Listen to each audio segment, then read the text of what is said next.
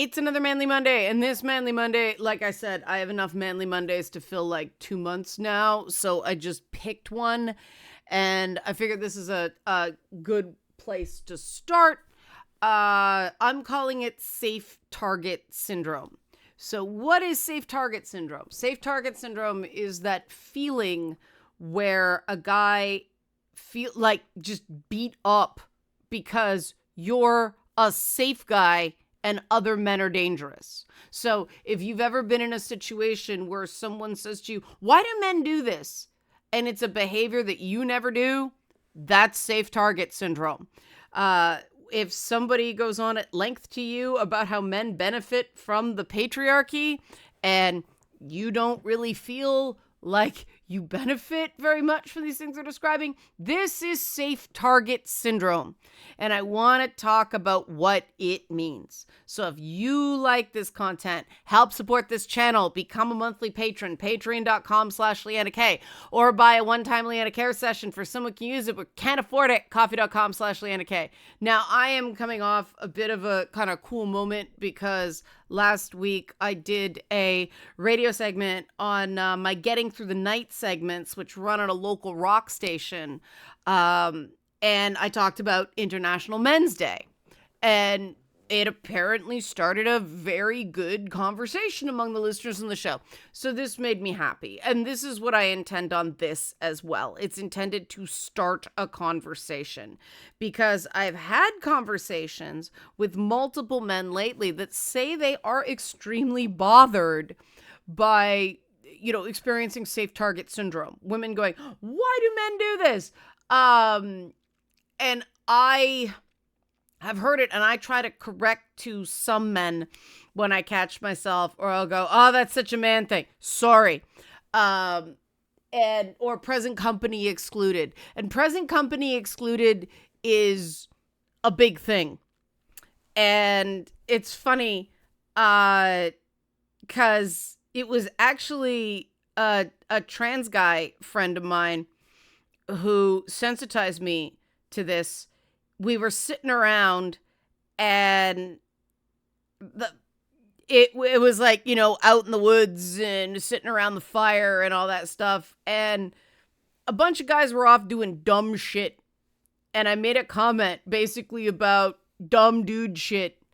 And the trans guy went, hey, and I went, present company excluded. And this was right shortly after he transitioned. And so it was that moment of he kind of laughed and nodded, like, because it was instant with me, like, no, you, sir, are a man. And that's the problem with Safe Target Syndrome, is when some guys hear, why do men do this? And they're like, I don't do this. Their mind starts spiraling of, does this mean I'm not a man? Does this mean I'm not a proper man? Does this mean I'm supposed to do this? And this is one of these neurotypical translation things that I really wish would stop. Because, of course, there is no behavior that all men do. And what you're supposed to do in these situations is go, I am clearly not the type of guy she is talking about. I am excluded from men for the purposes of this. The weird thing about that then is if you're excluded from men for this, why is usually she asking you why men do this when you do not do this? It makes no sense, right? It is a moment of frustration similar to I get a thing where my friends who are not white will make comments about white people around me, and I know they're not talking about me because they're referring to whiteness instead of just sheer color of skin, right?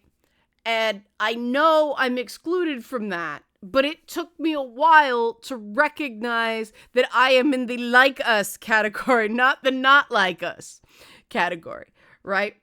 And so I know what it means. And so when men were telling me that what is this about? And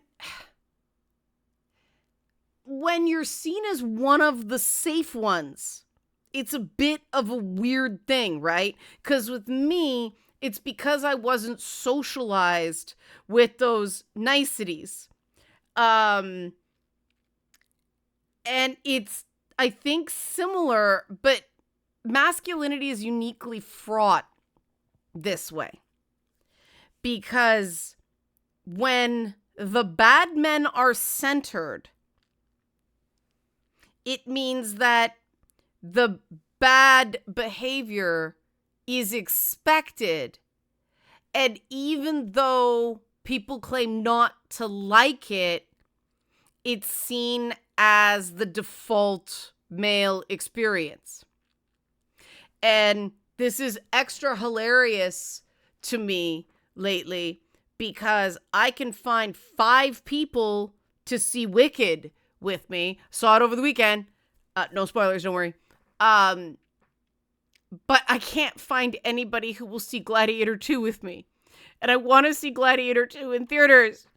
Not even my husband wants to see Gladiator 2. It's like, why am I the only Gladiator fan in my orbit? I can't find anybody to see Gladiator 2 with me. Wicked, lots of takers. And it just sort of shows, and like, the group is mixed, right? Like, it's guys, it's girls. They all want to see Wicked. Gladiator 2, nah, not so much. So, my experience isn't typical, right? And, like, 25% of the population is not sex typical. Therefore, you go, why do guys do this? It's really only 75% of guys that do this. And I think because of female socialization or, you know, a particular type of socialization primarily associated with women. There we go. This idea that you are alliance building by trashing people not in evidence, not present. So it's like, you're one of the good ones. So I'm going to create closeness by trashing other guys. It doesn't work on men because men aren't socialized the same way, right? And some guys can make the distinction. Now, guys, I would personally be very hesitant to make the distinction because people who generalize about men that way, there's some negative assumptions going on there, right? Because let's face it, it's also not an actual question. It's an expression of frustration phrased as a question. They don't actually want an answer because wanting an answer would suggest that there's something valid to the behavior. And this is the thing that messed me up about it. It's like the flirting in Dragon Age Veilguard, just being honest compliments. I'm like, what the fuck messages am I saying? Because when I say to somebody, why do people do this? I'm actually looking for an answer. That is not normal, right? I maintain it's better because I actually want to know why. If this is a thing that I notice a lot of guys doing, I want to know why. For instance, men having issues with the idea of the term toxic masculinity. I asked, why is this a problem? Well, because it's suggesting that masculinity is toxic. All right, not my intent. I think that masculinity, like femininity, is a way we figure out who we are. Same, different, right? Like, I don't line up well with the Venn diagram of femininity. So I kind of get this. And there was a point where it was very painful for me before I individuated more. And it's just like, I'm just me. My inner voices are Kratos and Billy Butcher and a bunch of other guys with beards. All good, right? Like, I don't have to be normal.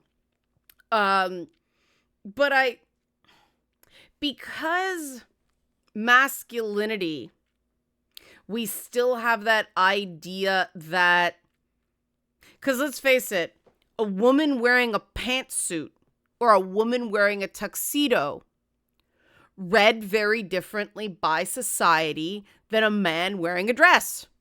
Right? And I'm not talking trans people. I'm talking like, Kurt Cobain wore a dress. Harry Styles will wear a dress. It's seen as a subversive thing, as opposed to Cassandra in a suit at, what is it, the DLC or something in Assassin's Creed.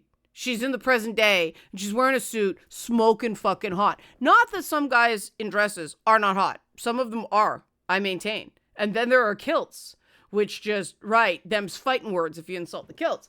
You know what I mean? It's different, right? We can argue it shouldn't be different, but it does read as different. Both Hillary Clinton and Kamala Harris made the pantsuit a big part of their thing, right? They wore pants for a reason. They didn't wear skirts or dresses.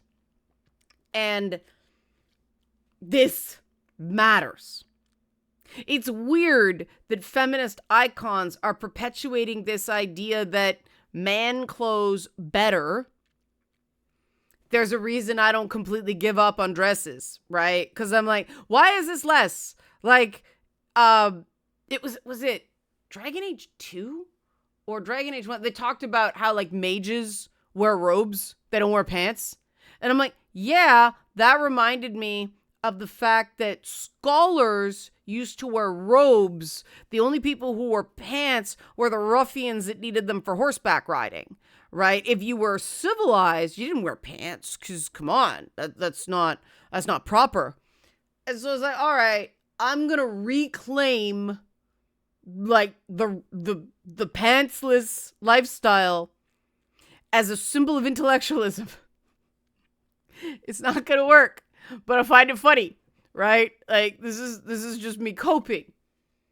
'Cause yeah, things associated with masculine considered better than stuff considered feminine. Now, because of the Barbie movie, because of the Wicked movie, that is changing. But this is a very, very, very new thing. For the longest time, media primarily aimed at men, superhero films, for instance, were seen as much more reliable at the box office than stuff aimed at women. Occasionally we'd get My Big Fat Greek Wedding or Bridesmaids, and did I see either of those movies in theaters? Hell no. Those movies give me rashes. I can't. I get that they are well made for what they are. I just don't connect to them. Not saying they're bad. And that's the thing, right? Just because you don't understand something doesn't mean it's bad. And why do men do this? Like I said, safe target syndrome. When you actually break it down, it is this: either I am telling you as a man that something y'all do drives me crazy, and it's okay to tell you as opposed to the person that actually did it, which is telling on yourself, because that means you're not going to the person that actually pissed you off. Or you're telling the guy you're not a man or you're not a normal man. And some people might think that you're not a normal man is a compliment. But for a lot of guys, that's not how it feels. And this is important to understand. Yes, it is. So, but this is because this is Manly Monday. And this is mainly aimed at guys. What should you do when someone says, why do men do this? When people do that with me, with women, I'm like, I have no idea. I don't do that. And usually somebody will go, yeah, you're not normal. And I know that's not an insult. But I know a lot of guys really feel self-conscious about being strange or different or weird. And that's something to... One of the things I think was really interesting was the Timothy Chalamet lookalike contest that happened a while back. And if you look at the guys who were in the Timothy Chalamet lookalike contest, they were all kind of nerdy, normal looking guys. And so that just sort of shows if you can put what you got going for you in context, you know, you can be like Timothy Chalamet. Because he's part of that whole hot rodent men trend, which I do not understand. To me, every single one of those guys is in the realm of conventionally attractive. Maybe I'm wrong. I'm somebody who doesn't understand why Brad Pitt is supposed to be so attractive. Just stating for the record. And it's hard if you're like me, who is very used to diffusing things with humor. It's easy to go like, I don't know. I'd actually say, wait, are you saying I'm not a man? Or are you saying I don't do this? I'm confused. Like, I'll just lampshade it. And that'll give a person the chance usually to explain, oh, no, I don't mean you. Just like, you know, guys like that. And that's what they really mean. But it is really better to open up the conversation that way instead of just being a safe target. And safe target syndrome goes deeper than that because there are some, you know, it's that trope of the reverse Taylor Swift song, the guy who secretly has a crush on the girl, but they're friends and she's constantly complaining about her boyfriend to him, even though he's clearly a nicer guy in every way, but he's safe. So guys, if you're in a situation like that, I know she's your friend. I know you think the world of her. I know you're attracted to her. She's an idiot. Her priorities are all wrong. Either she's going to complain about any guy she's with and you want to avoid that, stay the friend. The friend is more safe than that unless she just complains about everyone. You know, or she just goes for guys who treat her like shit. Either way, is this somebody that, you know, maybe the pedestal has to come down a bit? And this is a thing about men being encouraged to put women on pedestals. And I get it when you are into someone, you know, their good qualities seem amazing. Their less good qualities are stuff you may paper over. And it's important to, you know, balance that out because everybody has good qualities and less good qualities, you know, and I count myself in that, taking 10% less shit. Remember, I've been pretty good about that this year. I may have actually overachieved on that and gotten to more like 30% less shit. And that's because I listened. And sort of, and I'm not talking about calling out, going, this is unacceptable. You're saying I'm not a man. No, I don't like calling out. I like, you know, you know, why do you guys do that? I don't know. And I'm very confused right now because I thought I was a guy up until that, you know, people, oh my God, I'm sorry. Like they'll usually just apologize and catch what they did. If they don't, well, then you got some decisions to make, right? If they do something like, you know, normal guys, they may be very nice. Maybe they're not that smart. I don't know. But the generalizing is an issue. Men do it to women. Women do it to men. Women do it to women. Men do it to men. Right? I got all the options. And then non-binary people are sitting here going, y'all fucked. Because, you know, the whole thing about being non-binary is you don't fit. And, you know, when you don't fit into one of those, if it fits, I sits gender boxes, you're sitting there looking, you are all generalizing about each other while you're all racing to conform to gender stereotypes you claim to not like. And it is best to not go, it's a guy thing, it's a girl thing. It's like, why? Is this something we feel coerced into performing? Or does this feel natural to us? Right? I like what I like. I love the God of War games. I have loved the God of War games since that very first game where it was, you know, remember the Hydra fight right at the beginning where you smash like those platforms with a spike on it into the different heads and you pin them down and it's really gory and there's blood everywhere. And I was just laughing hysterically at the game. It was so gory. And my husband walked in, looked at what I was doing, got grossed out and instantly left. I have loved those games from that splattery opening. I remember that scene that they deconstruct in the later games where he just stabs the boat captain. Like, he's just there and he just fucks with him. Like, I'm like, whoa. And what you're supposed to do at the time is, Kratos is hardcore. Like, whoa, this is the kind of guy he is. He is mad, bad, and dangerous to know. Right? And now, you know, people shit all over that. And what you learned is that, yes, he's doing that because he's a deeply unhappy person who has been objectified as a weapon. He's not even a soldier anymore. He is a weapon of the gods. And this is all he knows how to do, even though it makes him unhappy. And this is what is so cool about that franchise from the beginning, right?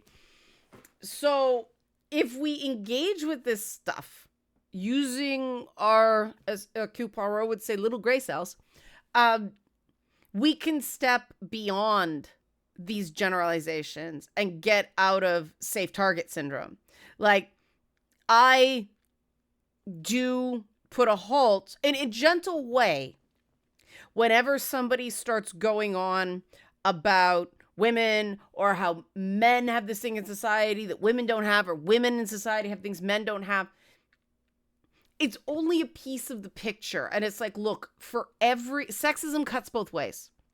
So for every shit thing that men have to endure, women have an equally shit thing. It's just different thing that women have to endure. And we can come together with not liking it and not have to compete for who has it worse. And not everybody gets it. Some people react very badly to these statements. But good. I want them where I can see them. Right? I don't want them stealth doing this shit. I want it right there so I can decide what to do about it. So if you're on the receiving end of safe target syndrome, there's being a safe target, and then there's being a doormat, okay? And this is true of anything, but this is Manly Monday, so we're focusing on men.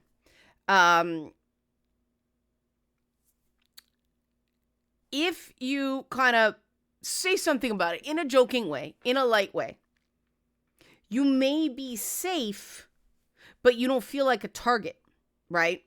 Because then they're like, no, sorry. They have a chance to clarify, right?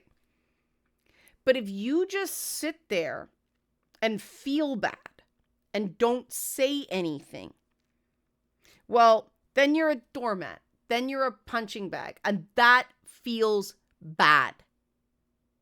Ironically, the reason the woman is probably saying the thing to you, using you as a safe target, is that they feel like a doormat or a punching bag, but it's not ladylike to get in someone's face. Story of my life. I get in face, not ladylike. But it's not ladylike to get in someone's face, so they're redirecting the shit feelings. And if we could just let women get in people's faces, fewer men would be subject to safe target syndrome, right? But we live in this world of nonverbal cues, and I don't like it. I know there are a lot of people, the number goes up daily, who think I am a massive bitch. And by their definition, you know what, I am. But I would rather be someone who goes, I'm pissed at you. So they know. You know, sometimes it's not fair. Sometimes it is. But you know. And we can have the conversation. We can even have the argument. But if I don't say anything to your face, one, if I'm wrong, I never find out. Two, you don't get to defend yourself, right? And some people are real shit at defending themselves, but that's a different point. Sometimes people are just wrong, right? This whole get frustrated with one guy and vent to another, it actually creates more bad feelings. It's proper feminine behavior, right? But it's toxic, right? It just poisons everything around it because, you know, who knows? Give the guy a chance. Give them benefit of the doubt. Maybe they didn't realize what they were saying. Present it to them. If they act like an asshole, well, then you know they're an asshole. It wasn't just an accident, you know? And if somebody says, oh, I didn't mean to, and doesn't say, I'll watch that going forward, watch that person, right? Because they're going to do it again. I didn't mean to is a get out of jail free card in those situations. But you give people the chance, right? And it's the same thing. If it's like, well, what do you mean? What do you mean? Why do guys do that? I don't do that. If you're feeling like a safe target, give the person who said it, usually a woman, the benefit of the doubt that she didn't mean you. But find out, you know? Like I said, I make a joke like, well, I don't know. Does that mean I'm not a man? You know, I do that when people go, why do women do that? I have no idea. You know, does that mean I'm not a woman? No. And you know, it's like, yeah, I'm joking. I'm joking. I kid. That gives them the opportunity to go, no. It gets clarity. You don't have to do all the work. Benefit of the doubt does not mean a get out of jail free card. It does not mean you don't clarify. Giving benefit of the doubt means clarifying, assuming they didn't mean anything by it, but being sure so that you don't have to worry about it. You don't have to worry about what was meant by it. And they have the chance to clarify what they said. That is really the best thing. And if someone has a bad reaction, you might know what I'm going to say. If someone shows you who they are, believe them. Okay? If someone can't handle some joking pushback on a generalization, is this a person who's worth being that safe target for? Help support this channel. Become a monthly patron. Patreon.com/Leanna K. Or buy a one-time Leanna Care session for someone who can use it but can't afford it. Coffee.com/Leanna K. Oh, and I'll put a link in the description box. Eileen's aunt is back in her house. And Eileen did a graphic to commemorate it. We did Spider-Man shit. There are shirts on Redbubble. There's a clean one that said we did a Spider-Man thing. And then there's we did Spider-Man shit. I ordered one of both. So one is like for outside. The other is for YouTube videos. I needed some hoodies anyway. But those are link in the description box below. Those are available if you want to commemorate the awesome shit we did saving that house. I'm super stoked. Otherwise, thanks for watching Manly Mondays.